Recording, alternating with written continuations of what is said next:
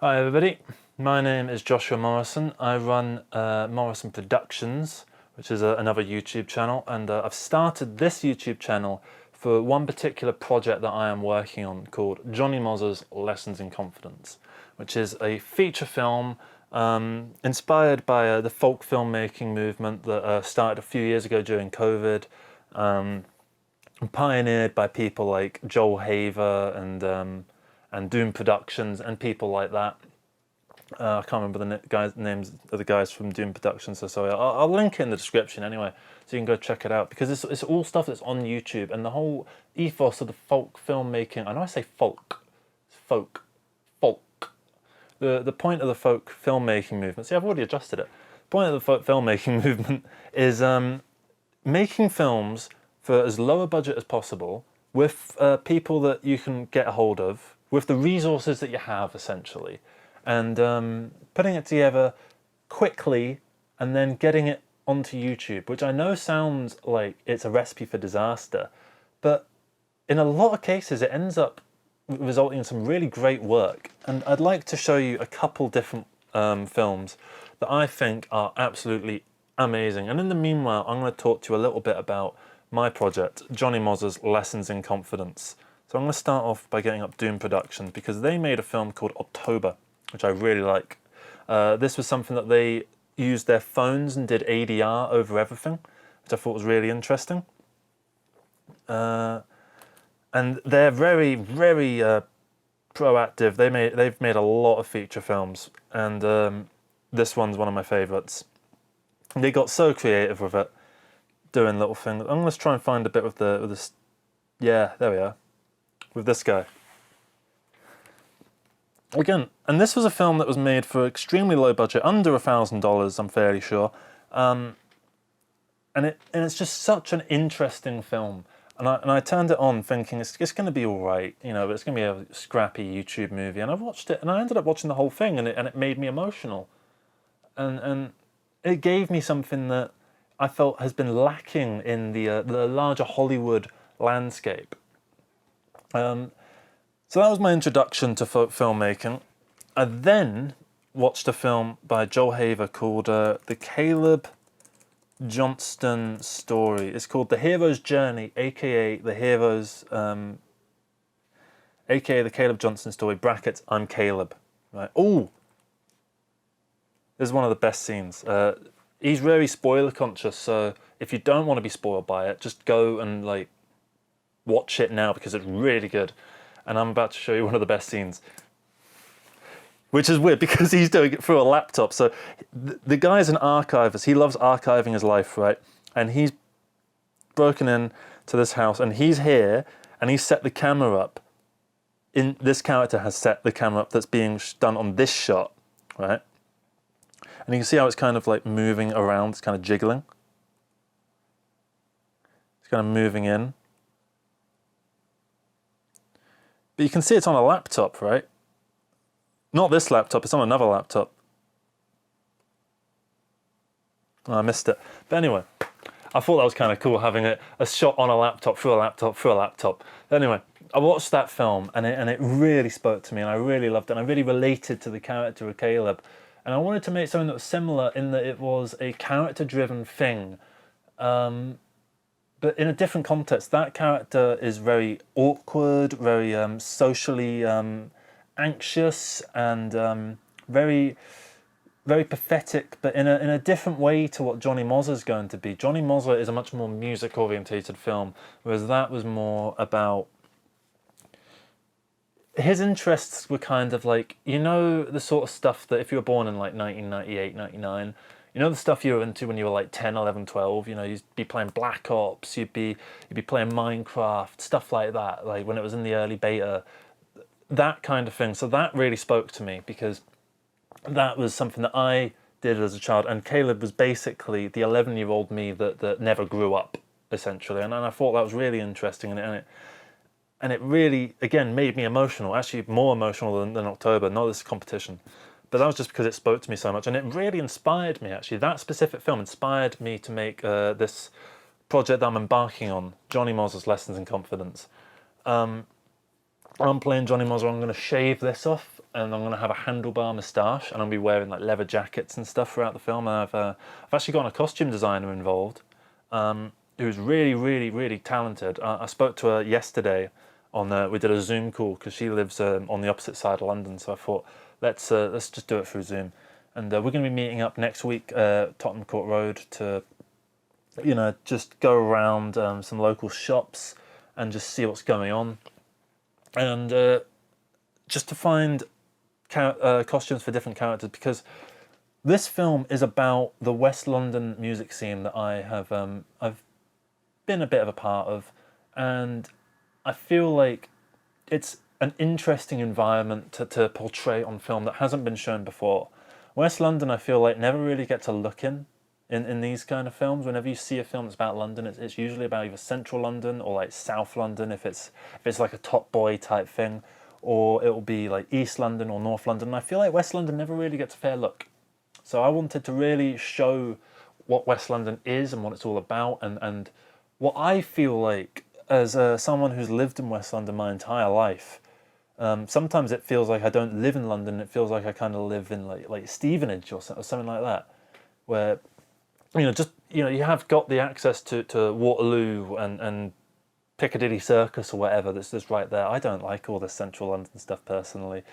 It's fine once in a while, and it's cool to go there for camera, and shoot stuff there. I've shot things in Westminster before that I thought was really fun because there's a lot of really huge architecture to get in the background, and interesting stuff that people will recognise.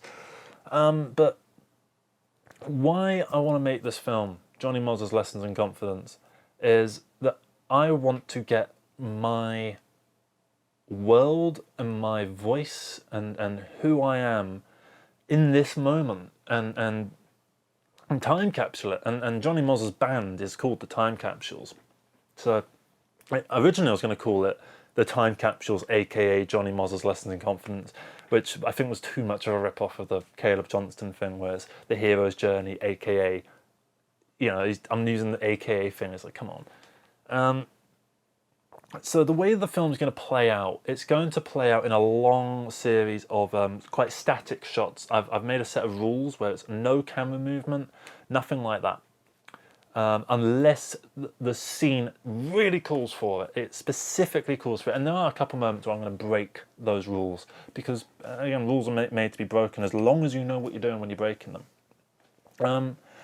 So I've delved deep into this filmmaking thing now, and I've pushed the snowball down the hill, and it's really started building a body to it. It's almost like become a snowman that's like running down the hill, if that metaphor makes any sense.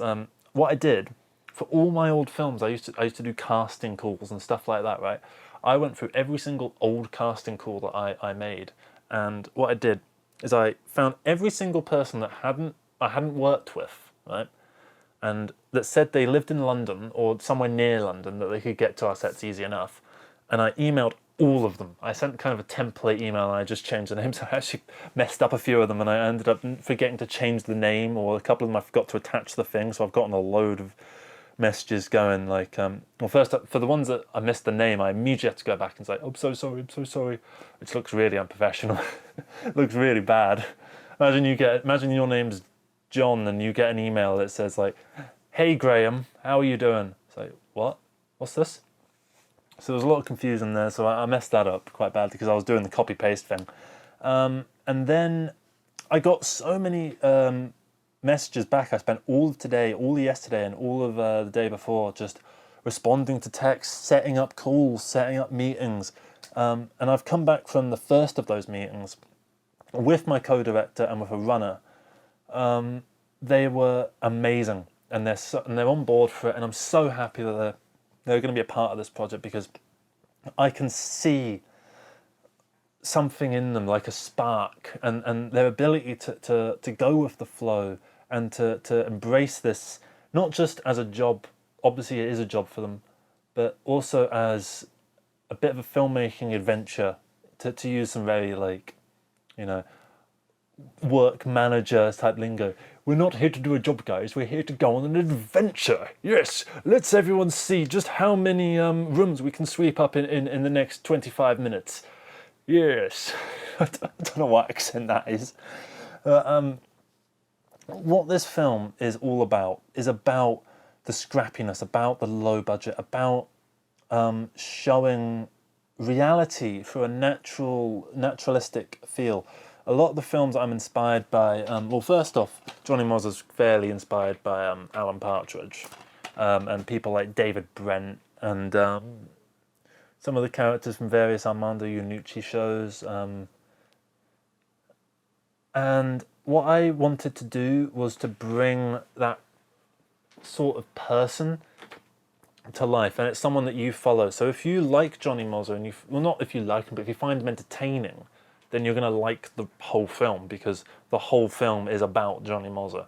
Because I can play Johnny Mozer, I know how to act, and I can be wherever I need to be for the sake of filming. I never have a scheduling conflict with myself. I'm never going to email myself and go, hey Josh, really sorry to do this, but I need to drop out because another gig's turned up.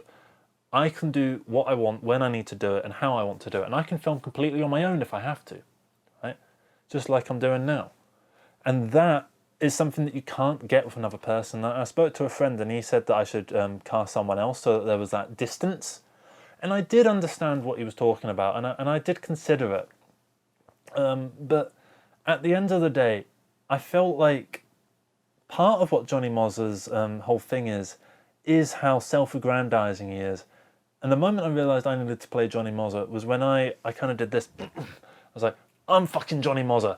I'm Johnny Mozer. And I was like, I felt that as I said it. And I was like, right, that means I am. I've got the ability to be that arrogant about myself that I would play a role in a lead role in my own film, which is something that I look at other filmmakers and kind of sneer at them for doing, which, yeah, it can be bad, which is why I've got the co-director, which is why I want to not put myself like on all the credits, do that kind of thing. I've given myself max 3 credits. I'm allowed 3 credits, which would be directing, starring, and maybe editing, something like that, right?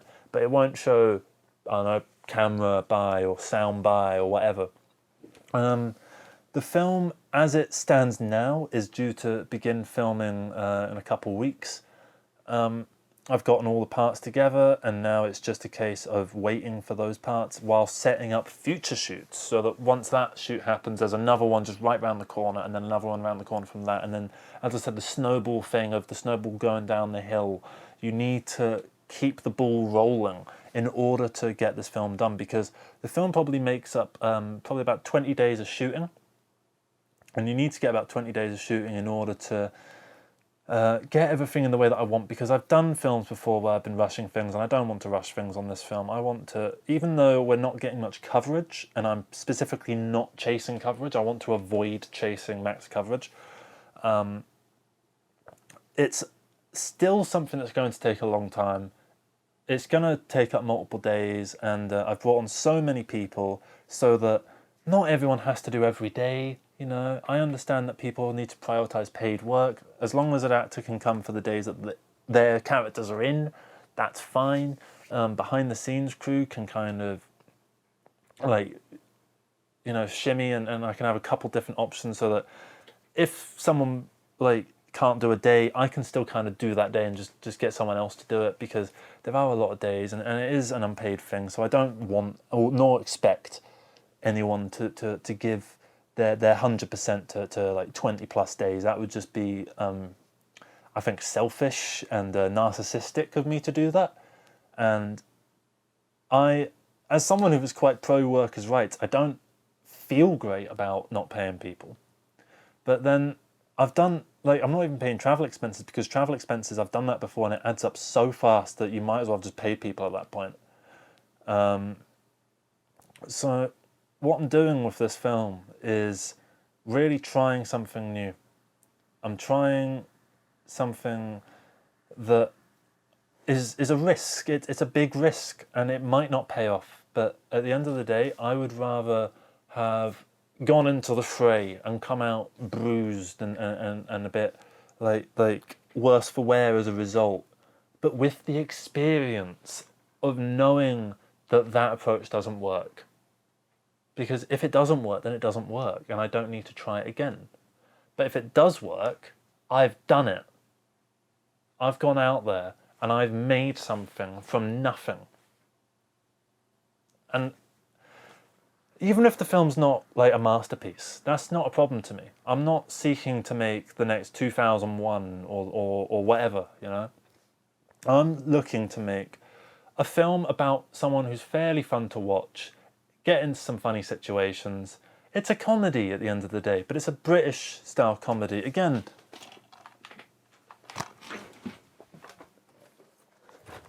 see what I mean about not planning? I had to lean over to get that. Two really good shows, right? Alan Partridge's The Office. I actually don't like The Office that much, but I can really respect it, and I find a lot of inspiration from it, particularly because Stephen Merchant, when he made The Office, he's the guy that came up with the idea. When he came up with the original pilot, it was for his final major project for his, he was at like a West London university, or like maybe some London university, I can't remember which, and there was a very young Ricky Gervais that was playing the role, who was called the Shady Boss at the time, and it was just shot, I think, in the offices at the university, and it was a very scrappy, very quick thing, and it ended up, I think they had like some initiative where the BBC would come in and take the best final major project, and allow it to be pitched to the BBC kind of thing. So it ended up winning that, and it got pitched to the BBC, and then The Office series 1 and 2 on DVD. Ricky Gervais, Stephen Merchant, huge stars that have now gone on to win Oscars or to cry the Oscars in front of all the people. But they got their start through doing something like Johnny Mozzer, through taking a risk, through trying something a bit unconventional, and it ended up paying off. And a lot of the current cringe comedy that exists in Britain today owes itself to The Office, which then in turn owes itself to the writer's room of the day-to-day, which had, what made those times good was if you were a writer, you could go to what were called open writers' rooms. And that's how people like Armando Iannucci and Stuart Lee got their boots off the ground, so to speak. Whereas now, those avenues are closed off. However, every time a door closes, a window opens, or whatever the saying is, it's like that, right? Well, what ended up happening was now you can open up a laptop, come on, and you can make films on the internet.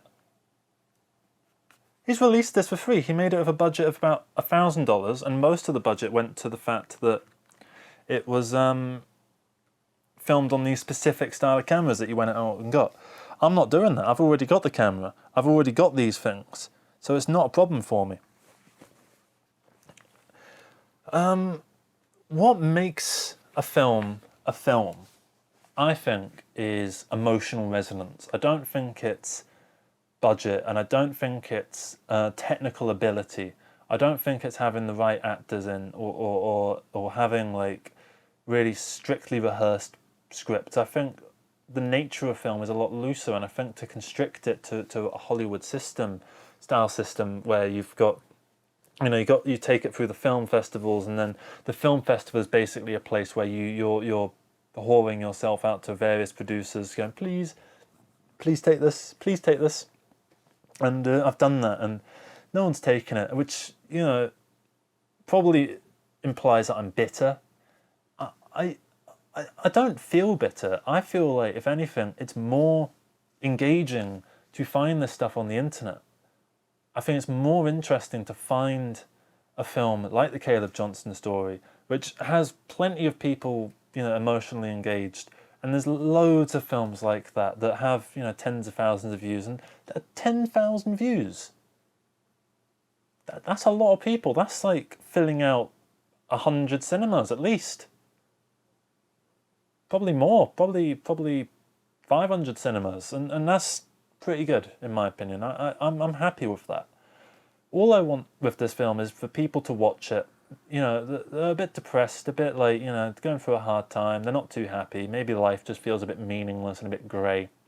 And they watch this film, and it gives them a little bit of life for a bit, and it gives them a bit of brightness, and they go around quite excitedly, say like, oh, you need to watch the Johnny Mozzer story, exactly the same way that I did with the Caleb Johnston story. I watched that film and I immediately went out and I told everybody, you need to go watch this film because it's amazing. I was showing people scenes from it. Some people didn't get it. Some people thought, oh yeah, I'll watch that later. And maybe they've gone and watched it since. I know word of mouth isn't the magic bullet that everyone says it is, but it is important to the point, not necessarily of the people receiving the word of mouth, but the people giving the word of mouth, because it means that those people have enjoyed your product so much that they are willing to do free advertisement for you. And that's what I want to do. I just want to give people a good time and give them something that will stick with them in their heads and in an emotional capacity that will just engage their brain, engage their heart, engage their soul, and make them feel good, essentially. That's what I want to do. So, yeah, I think that's going to be it. I'm going to keep doing these, and I'm going to give you updates on how the filming's going and stuff like that as the making of the film progresses. And I think for now, I'm just going to love you and leave you. So thank you very much. Oh, I hate that saying. Why have I said that? I hate that saying, I'm going to love you and leave you. Where did that come from? That wasn't me. I was like my old manager at the fucking Weatherspoons. What happened there? It just came out. I don't like that saying. It annoys me, that saying. This is similar to people like, oh, let's get our heads together. What's getting your heads together going to do? You're just going to have your heads together and it's going to hurt. It's like that. Boom, let's all get our heads together. What are you expecting, like all the heads to come together so that brain waves sort of come back and forth between you all through telekinesis?